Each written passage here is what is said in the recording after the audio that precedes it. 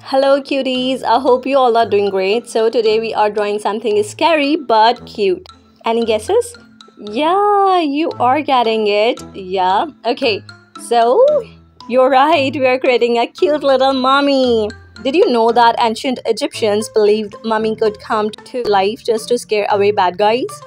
Imagine a mummy as a superhero, guarding treasures and keeping bad spirits away. Do you think our little mummy drawing could do that?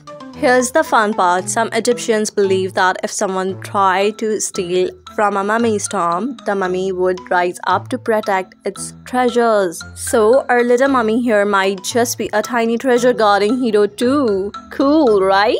And we are just about to complete it after coloring it, and I am adding some sparkles around it. I hope you had fun following along with me. Now I want to see your versions. Don't forget to tag me in your drawing or leave a comment with your thoughts. And don't be afraid to play with colors. Add whatever color you would like to have in your mummy, in your characters, you see.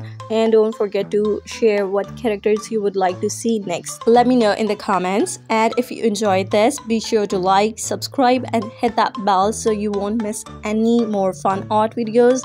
Until next time, keep drawing and stay creative. Love you all. Bye.